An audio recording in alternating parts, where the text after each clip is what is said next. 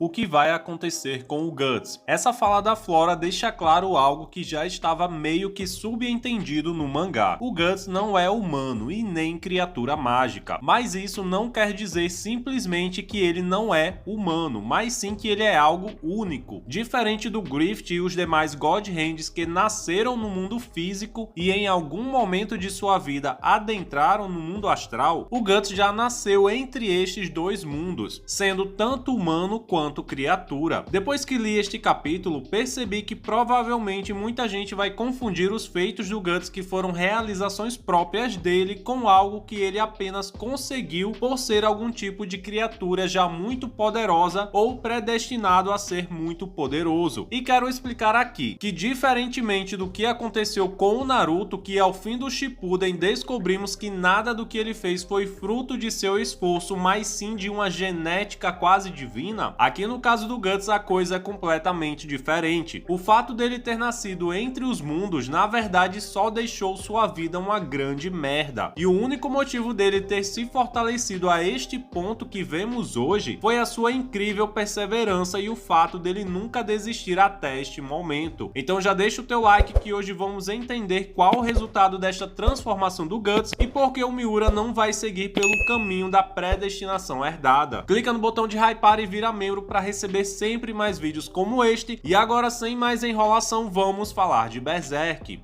Desde o início do mangá, ou melhor, desde o momento do seu nascimento, Guts mostrou que sempre está se esforçando para viver. Ele nunca desiste, segue em frente e vai se fortalecendo dia a dia. E não é de agora que várias teorias surgiram tentando entender esta força sobre-humana do Guts. Até mesmo a famosa teoria dele ser filho do Zod. Mas algo que muita gente esquece é que existem outros humanos em Berserk com uma força física bem parecida com o Guts. O próprio Griffith já é um bom exemplo, mas temos também o Boss Cogni, um cara bem fora da curva que quase mandou o Guts de base. Então o fato dele ter nascido debaixo daquela árvore não lhe deu superpoderes nem nada disso. Mas claro que por ser metade criatura astral, o Guts pode ter herdado também uma incrível resistência espiritual. E por que digo isso? Se você levar em consideração a forma como o Guts maneja Dragon Slayer e consegue cortar inimigos gigantescos sem nunca perder o fio de sua espada, fica muito claro que isso acontece devido à absorção de energia a cada golpe desferido pela Dragon Slayer. Mas não apenas isso, acredito que o próprio Guts continuamente teve seu espírito fortalecido ao seguir lutando e destruindo apóstolos e espíritos malignos. Então, na minha opinião, a resistência contra forças espirituais é o que seria a sua única vantagem herdada deste nascimento que teve. Mas isto não é de forma alguma um demérito, pois ter resistência maior não significa invencibilidade, pois vimos por diversas vezes o Guts chegar ao seu limite, mas nunca desistir, e com o tempo seus ferimentos sempre se curavam. E não vamos esquecer também que o Puck sempre usou seu poder de cura para restaurar o Guts física e mentalmente. Sem a ajuda do Elfo, acho que ele já teria ido de base há muito tempo, que foi o que quase ocorreu nas lutas do Conde e do Lord Cobra.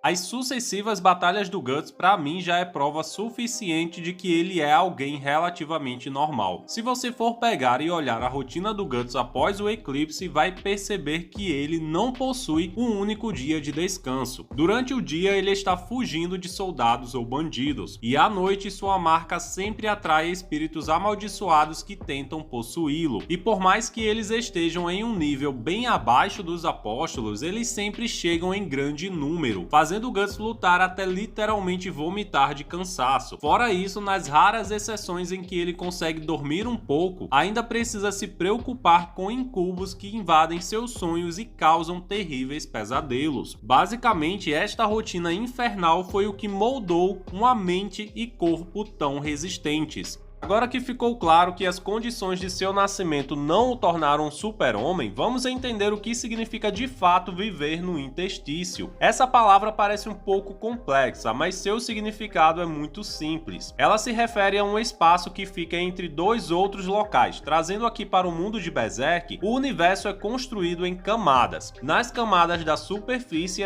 é onde moram os seres humanos e a natureza em si. Nas camadas mais baixas é onde vivem os espíritos sentimentos, a mão de Deus e até mesmo a ideia do mal. E entre estas camadas fica o interstício. O Guts nasceu entre os dois mundos e por isso ele é, ao mesmo tempo, homem e criatura. Mas eu vou trazer aqui mais um exemplo para ficar ainda mais fácil de entender. O Griffith sempre foi apenas um ser humano, porém a partir do momento em que reencarnou em Fento e depois assumiu um corpo físico, agora ele também pertence aos dois mundos, com a clara diferença que o Guts é o único até o momento que sabemos ter nascido nesta condição. Mas o que isso significa na prática? Neste quadro do último capítulo lançado, vemos o Griffith e o Guts sendo representados como iguais, e a própria Flora também falando que eles são a mesma coisa, duas criaturas do interstício. E a principal consequência que isso aqui traz para o mangá é que ninguém conseguia ferir o Griffith, porque até agora ninguém estava na mesma dimensão que ele. Mas o Guts, a partir do momento que renasce e aceita a sua existência, que há muito tentou negar, ele agora está no mesmo plano do Fento, e agora seus ataques com certeza farão efeito nele. Lembrando que na Ilha dos Elfos, mesmo o Guts estando já muito poderoso, seus ataques não causaram nada no Griffith. E olha que ele estava usando sua Berserk Armor, então esta parece ser a grande cartada final do Miura. Colocar o Guts no mesmo nível de existência do Griffith e o colocando ao alcance da sua espada. Nem imagino como será esta luta, até porque tudo indica que após esta transformação, o Guts não vai mais lutar por vingança, mas apenas para resgatar a casca. Nestas imagens, toda a simbologia apresentada e os diálogos do Guts em sua mente nos faz acreditar que ele finalmente superou seus traumas e mágoas acumulados e se libertou de todo o ódio.